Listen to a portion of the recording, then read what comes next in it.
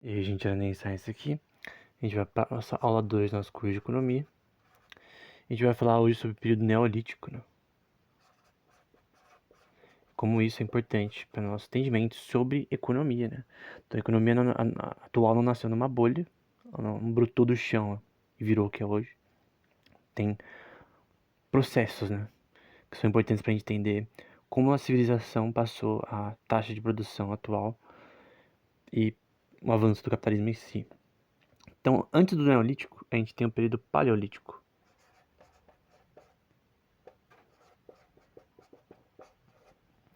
em que neo ou né, significa novo, e litos significa pedra. Então, uma idade de pedra. Só que o paleolítico ele é antes do neolítico. E você tem ferramentas, né? Como por exemplo, enxadas, foices, facas, arcos, né? Flechas. Arco, não arco necessariamente, flechas, né?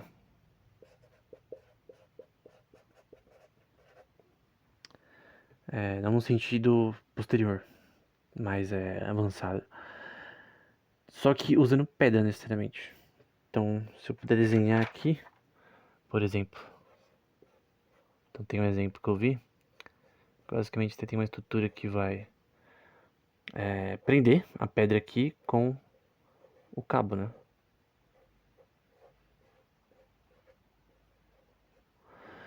E basicamente todos os utensílios que vão ser feitos, né? Por exemplo, tem aqui a foice. Normalmente é assim. Eles normalmente são feitos de forma rudimentar inicialmente, mas de forma muito similar em diversas populações no período neolítico. Você vai ter espadas, né? Normalmente as lâminas são feitas dessa forma, assim, nessa formatação na China, por exemplo. Mais ou menos assim.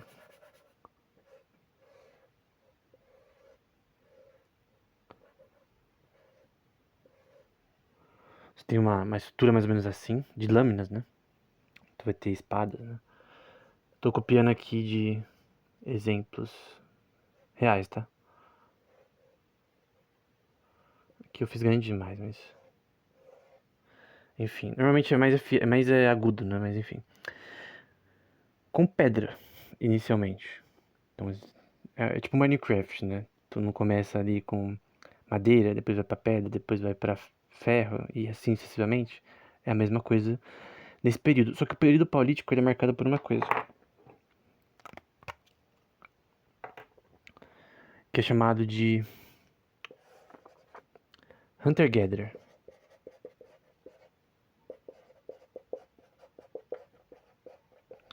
Ou caçador-coletor. E o que ele coleta? Ele caça, obviamente. Ele pesca.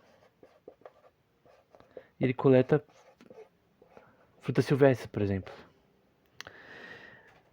Isso tudo que ele tem. Obviamente a produção dele é muito baixa e eles normalmente são nomádicos, né? Então eles migravam para onde a comida estava, que nem animais, entre aspas, né? Não vou dizer que eles, não vou reduzir eles a animais, mas os animais eles têm migrações por razões óbvias de eficiência de caça e de estruturação do que é chamado, para quem curte biologia, eu recomendo estudar Metabolic, vamos colocar inteiro, Metabolic Theory of Ecology. A teoria metabólica da ecologia, ela diz que no objetivo de animais de maximizar a sua homeostase, né? Que é homeostase? É suas funções metabólicas. Obviamente ele não fala, eu preciso de mais ferro, mais potássio, mais cálcio, não. Ele come o que no seu instinto tá, por Deus ali, que foi colocado por ele, por Deus ali, pra ele, na sua expressão genética, né, na sua identidade genética. O que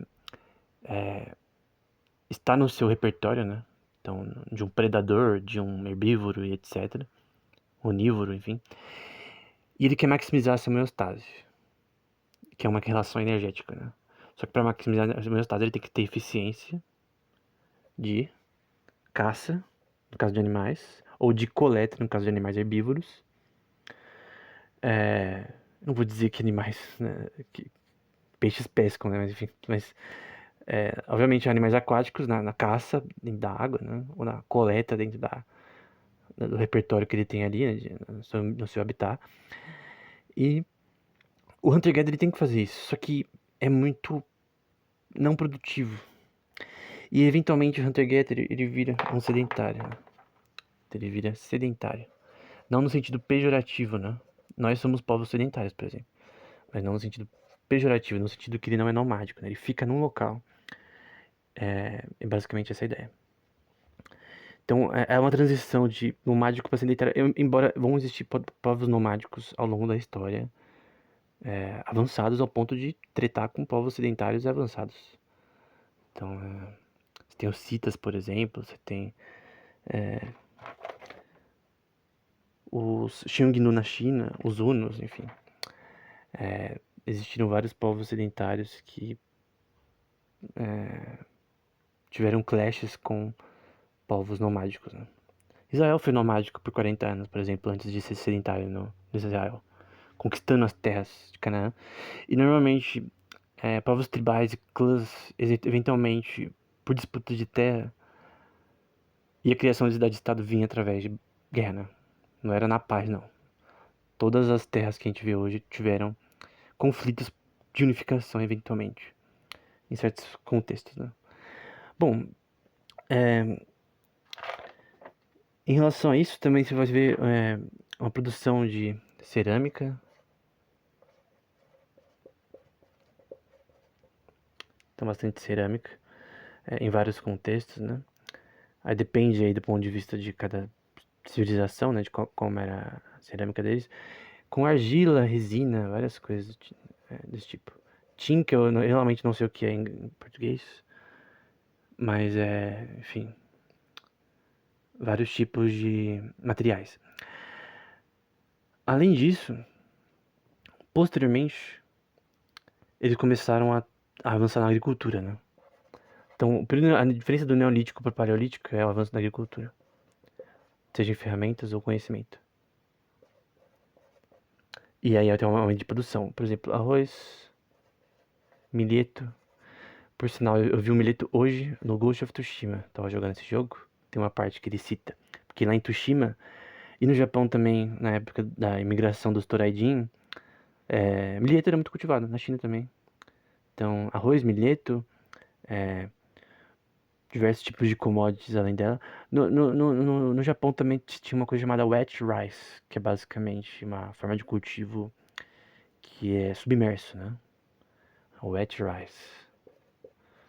Pra quem viu Vagabond conhece. No final do Vagabond, mangá, né? Então é uma transição para agricultura. Posteriormente a isso você tem a era. Então você primeiro tem a de pedra. Então, pedra. Período neolítico. Depois você tem o bronze, né? Early Bronze, eu coloquei aqui em inglês. Em que essas mesmas ferramentas que a gente viu vão ser feitas de bronze. Que é a era da metalurgia, né? E, obviamente tem que ter uma relação de produção de bronze, comércio também com outros povos próximos, né? Posteriormente você tem a Rota da Seda, que a gente vai falar posteriormente. E depois do Early Bronze, Middle e High Bronze, que vão ser avanços nessa questão e que vai aumentar a função de produção deles, você vai ter a Idade de Ferro, que também é um avanço metalúrgico. De tudo isso daqui, sabe o que você tem que lembrar? Que o aumento da produção gera aumento populacional. A gente vai ver mais sobre isso daí posteriormente. Isso daqui é uma lei, tá? Chama lei malthusiana. Isso aqui não é ruim, tá? O aumento populacional não é ruim. E quando uma sociedade se desenvolve o suficiente, do ponto de vista capitalista, a população decresce. Então, depois eu vou provar que a maior concentração de capital, que eu uso esse símbolo aqui, concentração de capital gera taxa de natalidades menores. Então, declínio populacional. E isso é normal. Não há nenhuma necessidade de intervenção governamental nisso, como a One Child Policy na China foi efetuada, por exemplo. E não deu o resultado que eles queriam, porque, obviamente, controle populacional é uma grande idiotice de pessoas que não entendem dinâmicas populacionais. Então, o aumento populacional causado pelo avanço da produção não é ruim, e o declínio também da população causado pela concentração de capital também não é ruim. São coisas naturais do desenvolvimento humano.